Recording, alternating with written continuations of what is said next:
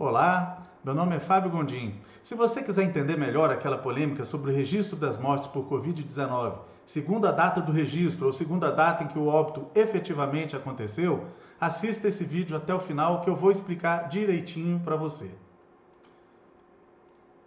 Veja esses dois gráficos. O da esquerda mostra o número de óbitos acumulados por data de registro.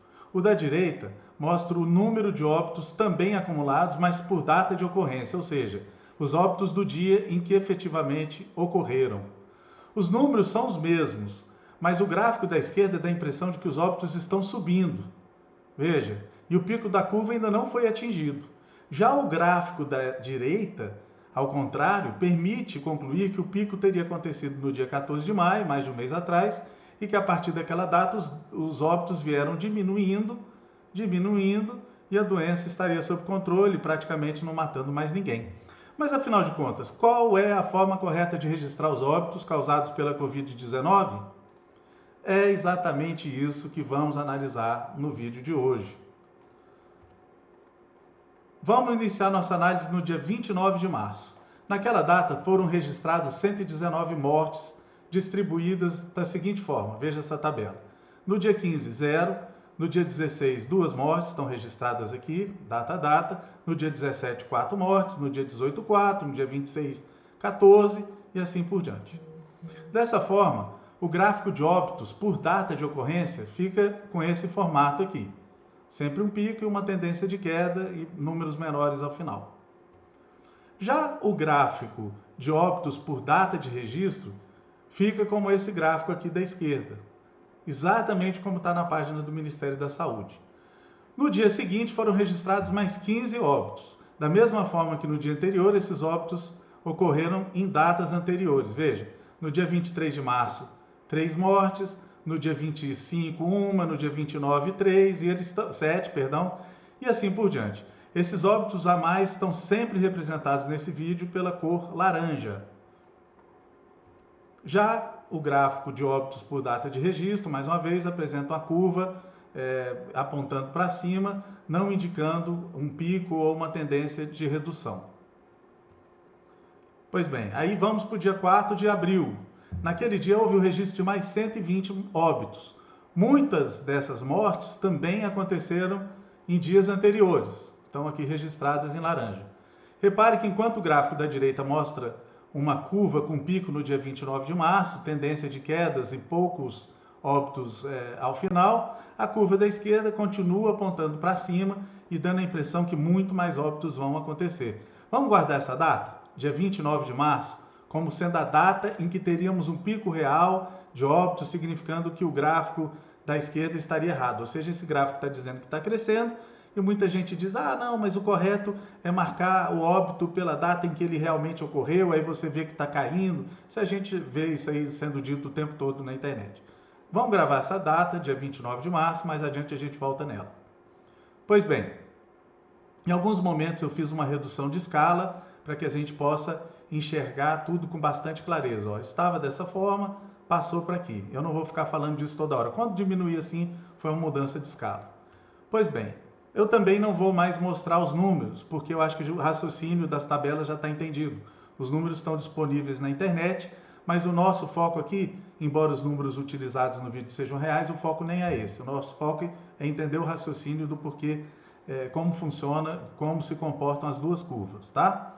Bom, assim no dia 4 de abril foram registradas mais 95 mortes, mais 95 óbitos, e distribuídos entre os dias anteriores, também de acordo com a parte laranja do gráfico.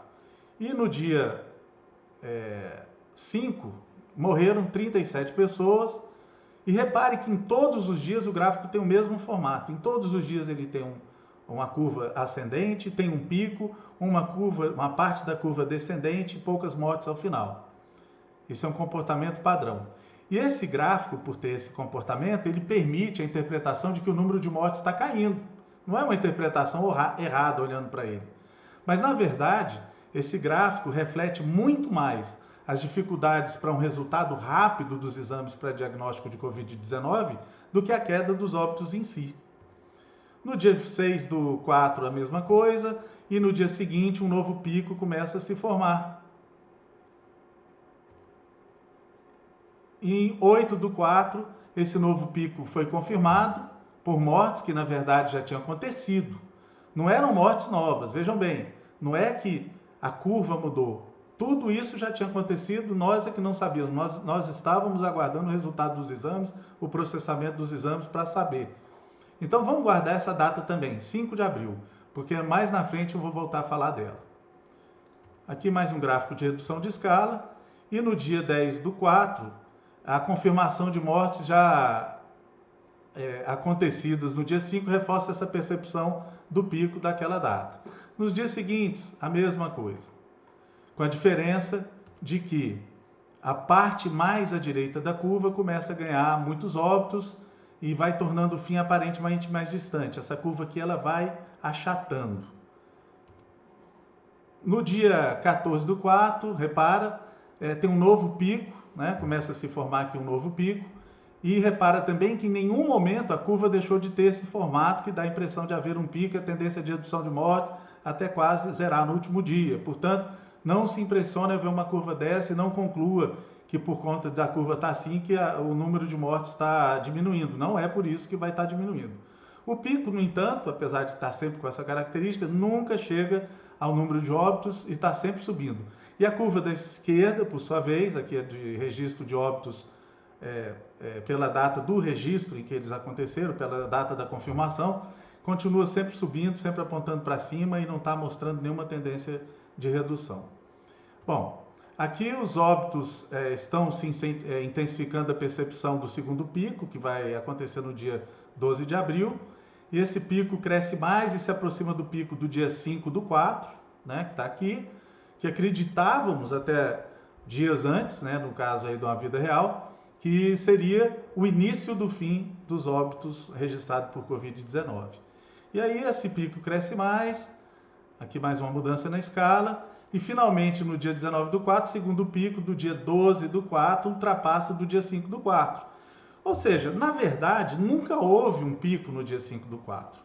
Foi apenas a demora no processamento dos exames laboratoriais que deram a impressão de que o dia 5/4 seria um pico e que a partir dele o número de óbitos reduziria. Então, pela segunda vez nessa nossa análise, o que se afirmava ser uma tendência de queda no número de óbitos mostrou-se apenas uma discrepância estatística sem importância. E nos dias seguintes, o segundo pico vai ganhando forma e vai deixando para trás o pico anterior. O pico passa a ser o dia 13/4. Enquanto isso, o gráfico da esquerda segue a sua curva típica, sem maiores intercorrências. Aqui a gente tem mais uma mudança de escala e mais uma vez uma leva de óbitos em datas imediatamente anteriores a 27/4 cria uma massa de óbitos. Veja aqui, ó, essa área é laranja e começa a formar um novo pico. E esse novo pico vai ganhando forma e até que no dia 20/4 passa a ser um novo pico da curva de óbitos. O dia 20/4 passou a ser o novo pico da curva de óbitos por data de ocorrência. Bom, no dia 2/5 foram registrados óbitos que ocorreram em dia 22, no dia 26 de março, ó, vejam. E reparem onde estão aqueles picos que a gente achava que a partir de então o número de óbitos ia cair. Esse aqui é o dia 29 de março, lembra que eu pedi para lembrar dessa data? Lembra do dia 5 de abril? Está aqui, ó. Nunca eram picos. A curva subiu muito mais e vocês vão ver que nem começou, que vai subir muito mais ainda.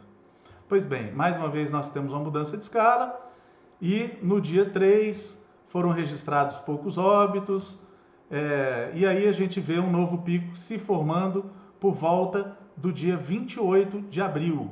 E mais uma vez uma mudança na escala e como deixei um tempo maior para a próxima inclusão de dados, eu precisei fazer uma mudança de escala um pouco maior também, né?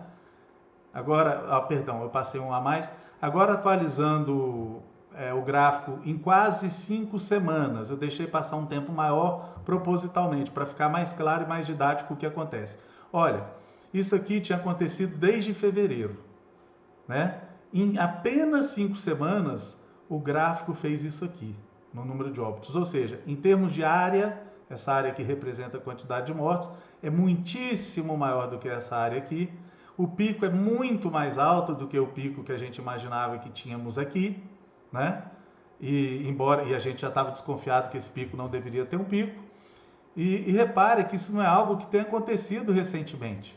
Os óbitos já tinham acontecido, mas só ficou evidente agora.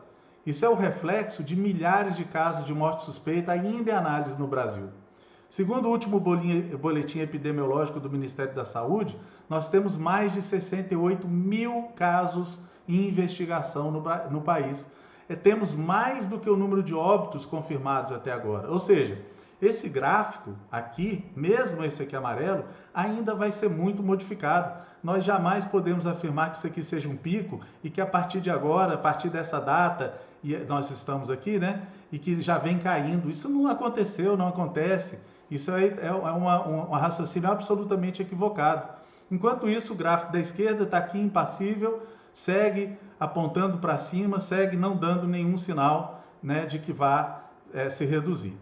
Bom, aqui voltamos à primeira tela que foi mostrada nesse vídeo, que dava a impressão de que o gráfico da direita estaria desmentindo o gráfico da esquerda, ou seja, analisando as mortes por data em que elas efetivamente ocorreram, a gente veria que a verdade não é bem essa, mas ao longo do vídeo a gente viu que também não é bem verdade que isso aqui seja um pico e que a partir daqui esteja efetivamente caindo.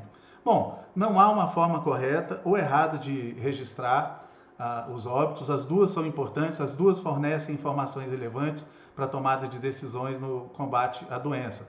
Aquela polêmica que houve com o Ministério da Saúde, ela foi até inútil nesse sentido, porque não tem sentido. Bom, espero que você tenha gostado desse vídeo, e se gostou, compartilhe, mande para seus amigos, curta a minha página e siga o perfil, tá bom? Obrigado e um abraço a todos.